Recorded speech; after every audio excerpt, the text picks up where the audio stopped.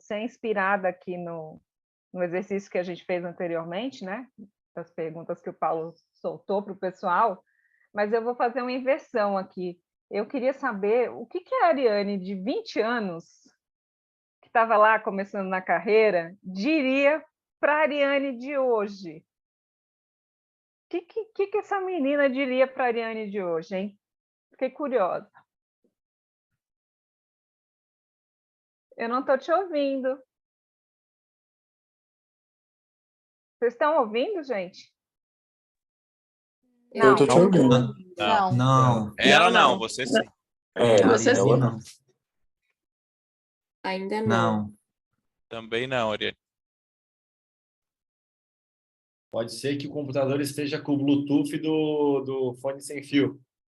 Só desliga o Bluetooth do computador. Pode ser que seja isso.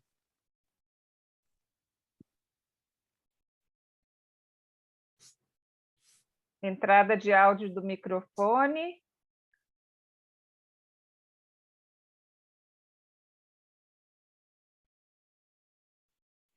Clica na flechinha ali, ativar áudio, tem uma flechinha para cima.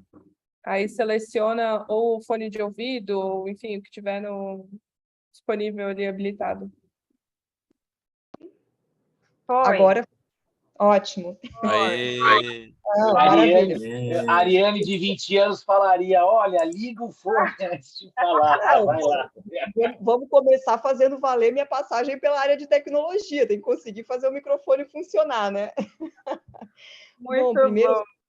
eu estava só comentando assim, já começamos com uma pergunta Eu paralisante. não estou ouvindo. Opa, quem falou? Oi? Aqui eu estou ouvindo normal. Tá tudo certo, sim. Uhum. Vou ficar quietinha normal. assim, ó. Aqui normal. Aqui normal. Dá para escutar a Ariane. Perfeito, gente.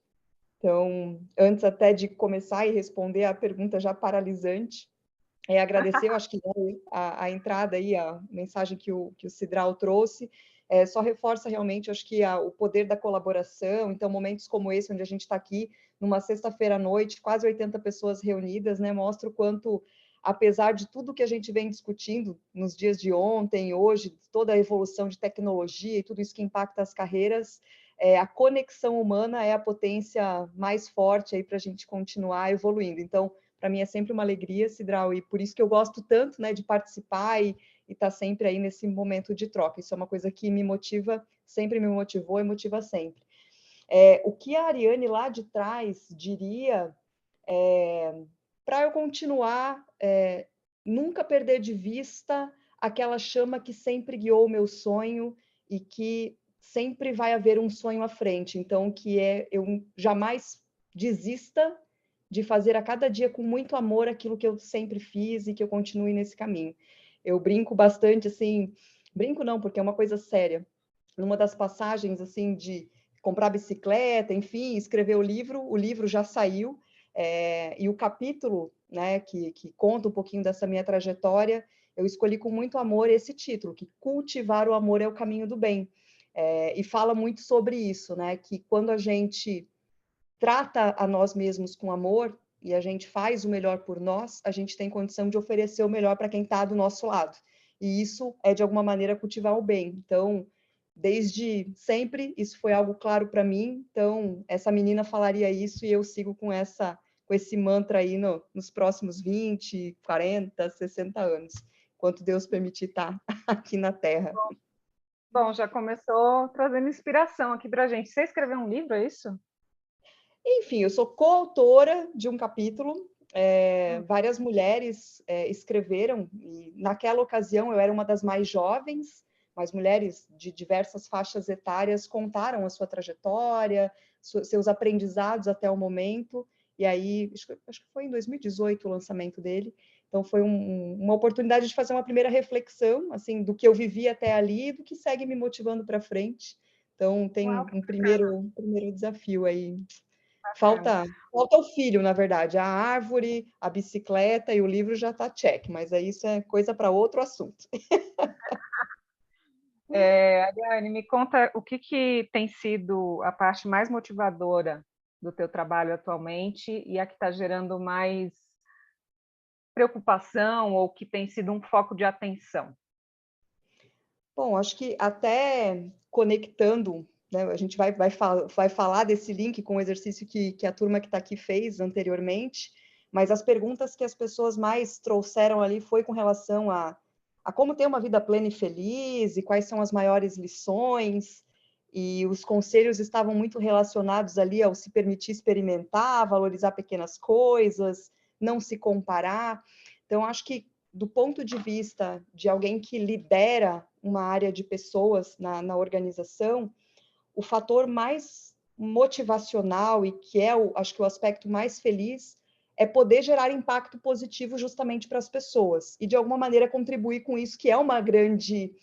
Não é uma aflição, mas é um desejo. As pessoas querem ser felizes, né? Assim, eu acho que ninguém acorda todo dia e diz, nossa, que vontade de ser infeliz hoje, como é que eu faço para o meu dia dar errado? Né? Eu acho que não é por aí que... Não sei, eu desconheço. Se alguém conhece alguém que acorda com essa motivação, é um caso bem raro, né? Então, estar dentro das organizações, podendo influenciar, pensar em soluções, e provocar, estimular as pessoas, desenvolver as pessoas para que elas consigam, de alguma maneira, ser mais felizes dentro do trabalho e levar isso, né, em alguma extensão para a vida pessoal delas, porque a gente não tem essa segregação, nós somos um único ser humano com diversos papéis, então acho que isso é o aspecto mais motivador. Que, ao mesmo tempo, se eu olhar do outro lado da moeda, é o mais desafiador também, né? Porque acho que acompanhei um pouquinho, né, das reflexões de ontem sobre o darwinismo e todas essas evoluções, e como profissional, eu já fui da área de tecnologia, e uma vez da tecnologia sempre, né? Então, tenho... Né, a onda do momento agora não tem como não falar de ChatGPT e tudo mais, e tudo isso vai gerando cada vez mais a sensação de que a gente ou está incapaz, ou não dando conta de se adaptar e aprender e absorver tudo. Então, quando vocês aqui mesmo trazem que os conselhos que mais tocaram vocês dizem respeito a valorizar as pequenas coisas e a não se compararem com os demais, isso dá uma luz para nós, né? Que não necessariamente a solução para as perguntas que vocês fizeram, de serem mais felizes, e qual é essa maior lição, não depende de uma ciência da NASA, nem tampouco do ChatGPT. Porque se a gente se ancorar naquilo que é a nossa tecnologia humana, de empatia, de criatividade, de sensibilidade, a gente pode olhar no final de um dia de trabalho pela janela e assistir o espetáculo do pôr do sol e chorar de emoção e ter um momento de agradecer e falar, pô, esse dia valeu a pena. Enquanto que, às vezes, se a gente se robotiza, a gente pode nem perceber que o pôr do sol aconteceu, né? Então, acho que só para conectar um pouquinho aí com o que o próprio grupo aqui levantou como aspirações e perguntas, né? Eu acho que isso conecta demais com o meu papel, né? Como uma líder na área de pessoas, assim. E, claro que, quando a gente está dentro de uma organização, isso não é um tema sobre abraçar árvores, né? A gente está falando de negócios humanizados, negócios sustentáveis, que tenham as pessoas no centro, né? A gente fala muito da experiência do cliente, assim, o cliente é gente, né? Eu trago muito isso, tem uma frase do Simon Sinek que ele fala, né? Poxa, se você não entende de pessoas, você não entende de negócio. O teu fornecedor é uma pessoa, o teu cliente é uma pessoa, a equipe que está dentro da tua empresa é feita por pessoas. Então, esse é o grande centro de atenção, né? Como você tem pessoas mais felizes dentro das empresas, porque, por consequência, elas vão gerar mais resultados, e essa prosperidade retroalimenta aí tanto a evolução das empresas, mas também o crescimento aí de cada pessoa. Muito bom. Então, você trouxe vários aspectos aqui que estavam aqui na nossa pauta, né? Mas eu vou puxar um aspecto novo que veio disso que você trouxe em relação ao que o pessoal colocou aqui como os conselhos, né? Que um deles é essa questão do experimentar, correr riscos, e que às vezes as pessoas caem nessa de se comparar, e aí vem o medo, né? Vem o receio e tal. O que você diria para quem está nesse impasse de experimentar e de correr riscos e de se expor e de imaginar outras possibilidades, né, como profissional, e esse receio de errar?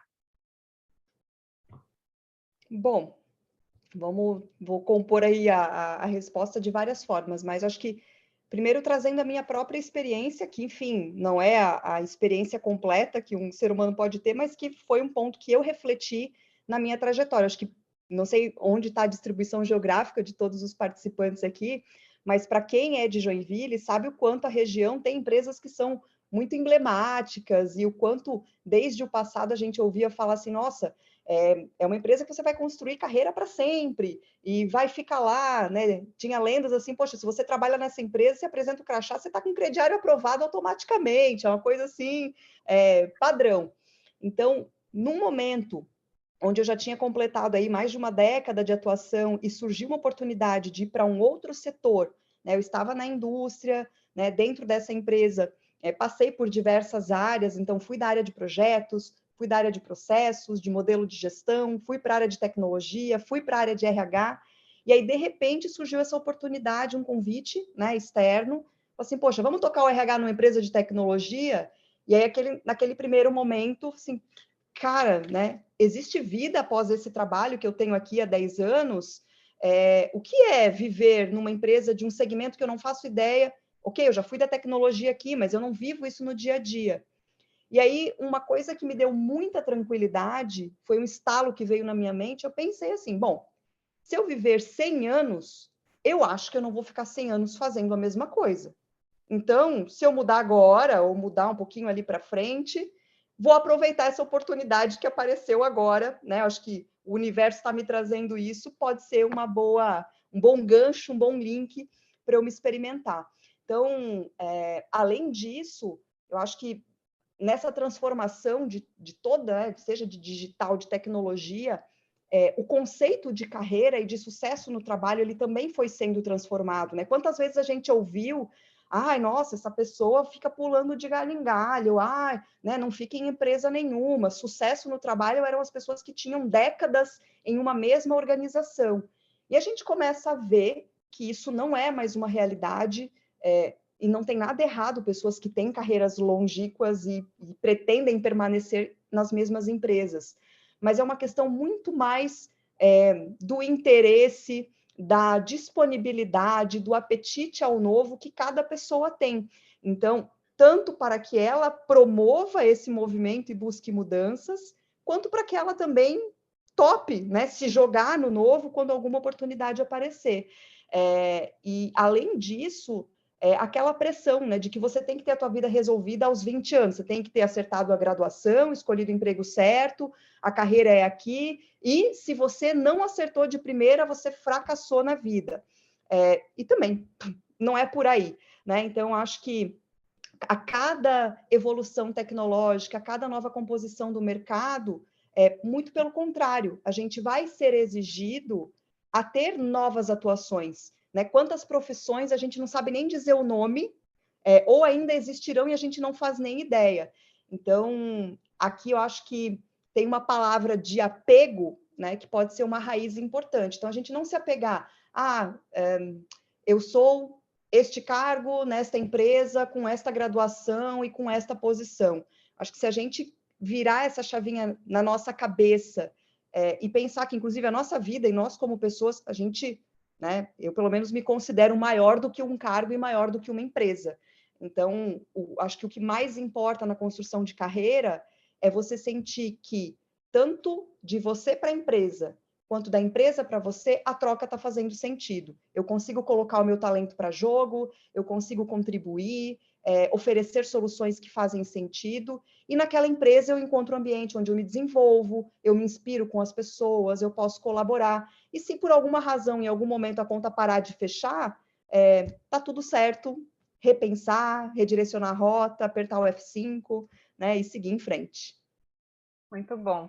Fazer 2 comentários aqui. O primeiro é que tem pesquisas, né, que falam sobre longevidade e tal, uma delas do Centro de Longevidade de Stanford, que fala que se a gente viver até os 100 anos, a gente tem que considerar que a gente vai ter um ciclo de carreira que não é mais de 40 anos, né? Vai ser de 50, 60 anos. E nesse ciclo de carreira que ele é mais longo, a gente vai ter 4, 5 transições, né? 5 oportunidades ou mais de exercitar e de experimentar habilidades diferentes ou habilidades em contextos diferentes. Essa é uma coisa. A outra coisa é que eu queria te perguntar, ou melhor, queria complementar aqui, que muita gente me pergunta, né, nas mentorias de carreira e tal, como é que faz para... Porque eu era uma pessoa, eu era alguém, e aqui, agora, nesse ponto, parece que eu não sou ninguém. E aí eu sempre falo, gente, o que dá liga, né, a cada ponto da nossa trajetória é o fato de que é sempre a gente. É a gente que dá a liga, né, nas nossas escolhas. É o fato de que é a gente que está escolhendo. E aí isso se complementa com o que eu vou te perguntar agora, que é assim, o que você entende que você transferiu, né, quando você fez essas mudanças ao longo da sua carreira? Porque você começou como engenheira, você foi para TI, depois de TI você foi para projetos, processos, aí você veio para o RH. Que habilidades você conseguiu transferir, né? Como é que você entende esse movimento? Porque muita gente, Ariane, sofre com essa ideia de que, nossa, eu vou começar do zero, se eu for para uma posição nova, eu estou zerada, eu não tenho nada para levar, e a gente sabe que não é bem assim, né? Aliás, não é nada assim. Não, perfeito, Ju, e super concordo, assim, acho que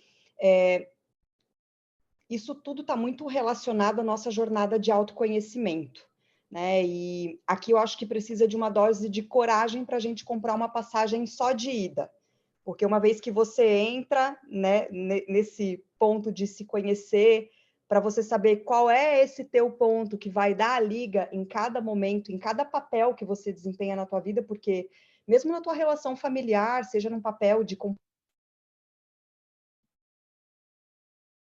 Perdi o som.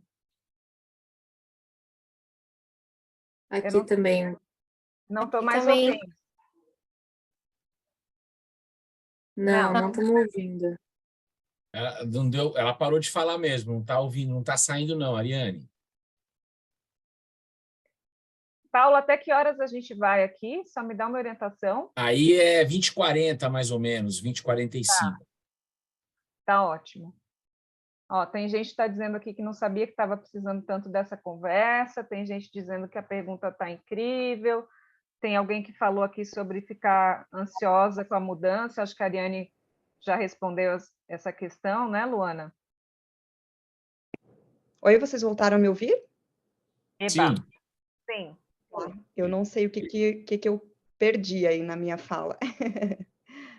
A gente estava falando sobre essas habilidades, né, transferíveis, você estava contando sobre a importância do autoconhecimento, e aí a gente perdeu. Não, perfeito, porque eu acho que era pegando... Ups! Sem som de novo.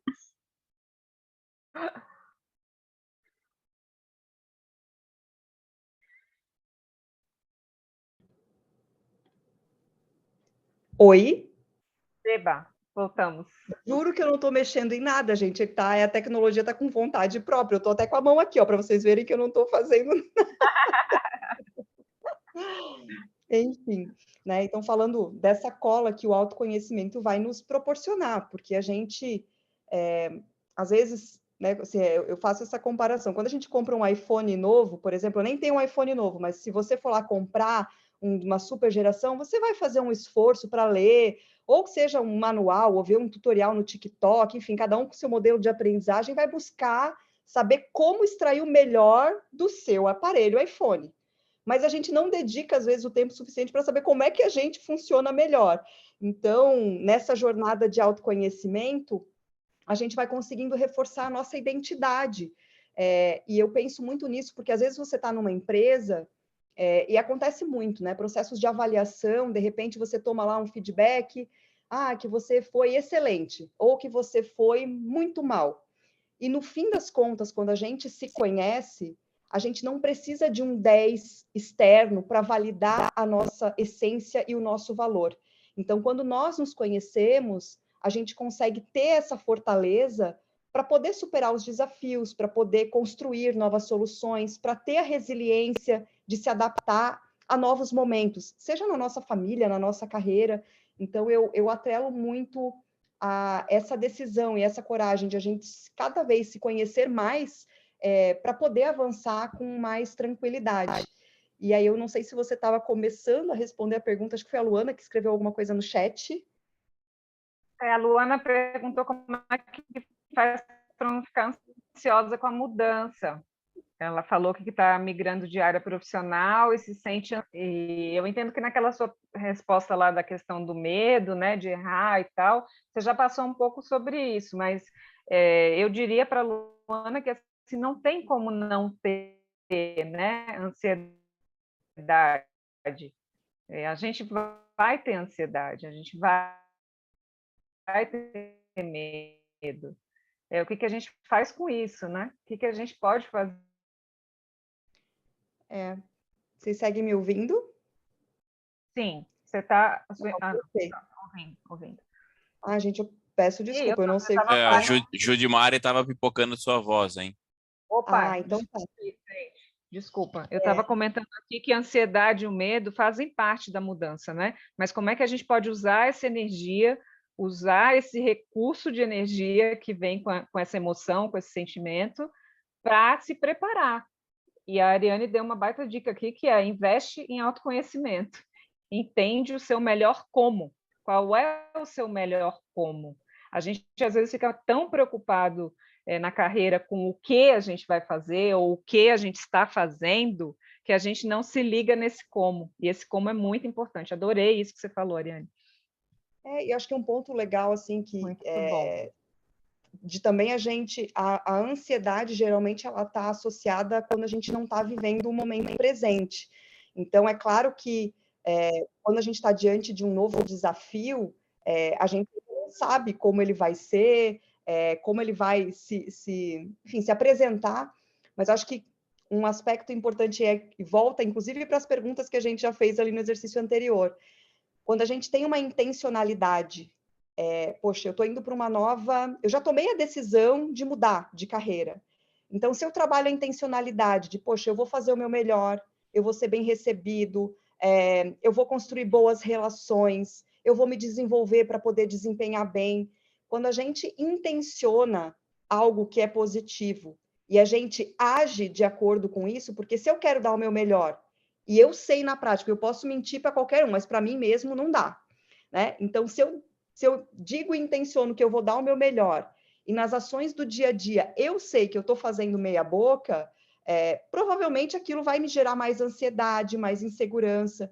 Então, acho que para completar ali, né, Lu, a resposta, eu falaria isso, assim, né, o autoconhecimento, como você usa essa ansiedade, esse medo para ele não te brecar, mas que você coloque uma intencionalidade positiva e haja de acordo, porque quando você executar, a execução ela é libertadora. E aí você vai ver que cada vez que você avança, por mais que seja 1 milímetro por dia, isso vai te reforçar em autoconfiança e, de repente, essa ansiedade tende a ir embora, né? Então, é algo que eu acredito também.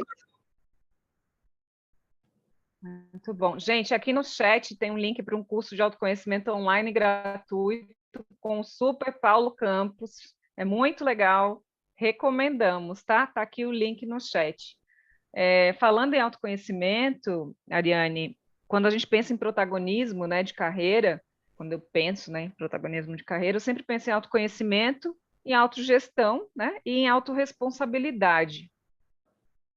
E a gente ouviu muito, né, o Piazza ontem falando sobre futuros possíveis, e aí eu sempre falo em identidades possíveis, porque quando a gente está olhando para esse futuro, a gente não sabe, né, o que vai acontecer, como você falou, que atividades vão existir, que profissões vão existir, que oportunidades vão existir. Então, a gente também tem que ter um olhar um pouco mais curioso, né, pelo que vem pela frente e pelo que a gente também pode ser capaz de aprender, né? Assim, eu queria que você falasse um pouquinho da importância dessa competência de aprendizagem, né? Como é que ela se manifesta no dia a dia? Como é que a gente alimenta essa capacidade de aprendizagem no dia a dia? Como é que você faz? Legal. Ontem eu acho que até vi, acho que o Piazza começou falando, criticando o uso do PowerPoint, né? E a reflexão que eu estava fazendo esses dias era assim, poxa, Eu, né, enfim, era super jovem quando o Excel foi lançado, mas eu imagino o susto que ele deve ter gerado nas pessoas que já estavam consolidadas no mercado de trabalho quando essa tecnologia revolucionária chegou. E hoje em dia, a gente tem dois públicos. Os que não têm noção de como é que se usa o Excel, ou conseguem, no máximo, fazer listas no Excel, e pessoas que são capazes de fazer macros da NASA com relatórios. E aí, no fim do dia, independente de em qual grupo você está, a verdade é que o Excel não tirou o trabalho de ninguém, né? As pessoas que tiveram a curiosidade, a disponibilidade de aprender a usar essa tecnologia e agregaram ela para tornar o seu trabalho melhor, tiveram uma super vantagem competitiva. Porque hoje, inclusive, apesar de a gente, enfim, eu acho que o PowerPoint até concordo mais, mas o Excel ele ainda está em descrições de vários cargos. É necessário o domínio no pacote Office, né? Saber lidar com o Excel e tudo mais. E a mesma coisa vai acontecer com o próprio ChatGPT, assim, ele não está aí para tirar o trabalho de ninguém.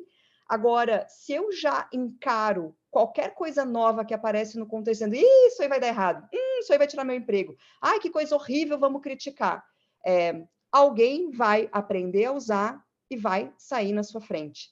Então, na prática, eu acho que é a gente ter humildade e disponibilidade para, antes de criticar, de ter medo, de ter resistência, de dizer que é difícil, que é impossível, ao menos tentar, falar, cara, deixa eu entender o que é isso, né? Como é que isso pode me ajudar? Eu não quero ser um expert nessa coisa, mas como é que isso não me atrapalha e me ajuda de alguma maneira? Então, acho que é um olhar muito disponível e curioso nesse sentido, sabe? Eu falei, poxa, tá todo mundo falando de ChatGPT. Você já deu pelo menos uma googada? Talvez, né, o Google não está tão feliz porque é concorrente, né? Mas, inclusive, se você digitar ChatGPT, não é mais a primeira opção na pesquisa do Google, né? Já tem várias coisas antes para distrair a população. Mas você já foi atrás olhar? Você já viu na prática isso funcionando? Você já teve algum insight de como isso pode te ajudar no teu trabalho, a você ganhar tempo para fazer outras coisas que só um humano vai fazer bem feito? Então, acho que na prática a curiosidade tem muito a ver com essa intenção de se colocar disponível. E a gente vive momentos onde a nossa opinião pode ser compartilhada de maneira muito rápida, e ao mesmo tempo em que a gente precisa de senso crítico, em vários momentos a gente se apega em crenças ou visões de mundo muito limitantes. E né, assim, eu acho que não tem nada de errado as pessoas terem as suas convicções, muito pelo contrário, mas toda vez que a gente se apega em um único pensamento, em uma única possibilidade, a gente fechou as portas para todas as outras, né? Nem sempre a melhor ideia é a nossa ideia. A gente pode evoluir as nossas ideias com melhores ideias de outras pessoas. Então, acho que o resumo aqui é, sabe, menos certeza de tudo, mais humildade, mais disponibilidade para ouvir, né? Mais empatia, que afinal de contas é o que vai acabar nos diferenciando da inteligência artificial, né? Poder ter a sensibilidade de se conectar com outro humano, ter empatia. Então, acho que mais coração e mente abertos para a gente viver feliz e, né, em felicidade e plenitude. Muito bom. Sabe que hoje eu vi um material que o Paulo me mostrou. O Paulo está usando muito o ChatGPT, maravilhosamente bem, experimentando muito. E Desculpa hoje... te interromper, alguém falou de Lotus 123 aqui, é o antecessor do Excel, é isso aí. É antigo, hein, pessoal? Mas o Paulo fez um texto lá com o ChatGPT e o ChatGPT falava em colaboração, que o texto foi feito em colaboração. Eu achei isso muito legal, porque é essa a ideia, né? Como é que a gente pode fazer junto, como é que a gente pode aproveitar esse recurso, no que esse recurso pode ser útil e o que esse recurso provoca de desenvolvimento para a gente, porque a gente tem que também fazer melhores perguntas, a gente tem que ter um bom repertório para avaliar o que está sendo produzido ali criticamente, enfim, tem muita conversa sobre isso para frente. Mas aqui, para a gente ir fechando, Ariane, você trouxe humildade, você trouxe curiosidade, você trouxe intencionalidade, né? Você falou em ter menos certezas. Eu sempre gosto de falar assim que as pessoas, né, em relação à carreira e transições de carreira e dúvidas de carreira e plano de carreira, sempre trazem muito essa questão da certeza. Como é que eu faço para ter certeza? Você não vai ter certeza, não vai ter certeza, gente. Então, assim, você tem que ter parâmetros para apoiar as suas escolhas que te deem sentido. Em vez de certeza, busca sentido. É mais legal, é mais interessante, te permite experimentar mais, com menos sofrimento. Então, essa é a minha fala final. O insight só dessa questão da certeza, né? Hoje, se a gente for olhar a capacidade que uma inteligência artificial chega de criar um vídeo, colocar uma voz de qualquer pessoa naquele vídeo, criar uma legenda, você não é nem mais capaz de dizer que viu um vídeo para ter certeza sobre uma informação. Então, esse é um aspecto, não é para assustar e para a gente ficar desesperado, falar, nossa, então eu não posso mais acreditar em nada que eu vejo, mas é um ponto para a gente realmente afinar cada vez mais a nossa bússola interna, a nossa capacidade empática, para a gente conseguir olhar uma situação, encará-la de frente e perceber o que ela traz de verdade, o que ela traz de informação, para que a gente possa usar a nossa capacidade de discernimento, né? Porque hoje em dia, num universo de fake news e tantas tecnologias, a gente também não pode acreditar absolutamente em tudo que a gente vê e lê. Com certeza. Para a gente ir finalizando aqui, eu queria te pedir uma palavra final, assim. O que você deixa como inspiração? Qual é a palavra que fica aqui disso que a gente viveu, né? Ontem, hoje? Bom, eu recomendaria que todo mundo praticasse mais gratidão. Eu acho que trazer gratidão para a nossa vida, no nosso dia a dia, seja pelo que está bom, pelos aprendizados, pelas oportunidades, pela vida, pelos pequenos milagres que a gente vivencia, né, na nossa história. Então, eu observo o quanto a gratidão ela tem um poder medicinal, assim, né? Eu sinto fisicamente no meu corpo quando eu pratico de verdade a gratidão por alguma coisa, o quanto isso traz alegria, o quanto isso traz uma energia boa, o quanto isso muda o destino, o rumo do dia. Então, a minha palavra é gratidão. Que legal, que inspirador. E tem tudo a ver com o conselho que apareceu lá, né? De aprender a valorizar as pequenas coisas. A gente começou falando do exercício anterior, a gente fecha aqui a nossa parte remetendo de novo ao exercício, né? Aprender a valorizar as pequenas coisas e trazer essa alegria, né? A alegria que é a emoção da presença. A alegria só acontece aqui agora, né? Exato. Então, foi muito bom. Fiquei muito alegre de conversar com você e de estar aqui com todos vocês falando um pouquinho sobre carreira. Obrigada, Ariane. Voltamos aí, Paulo. Não, super legal. E uma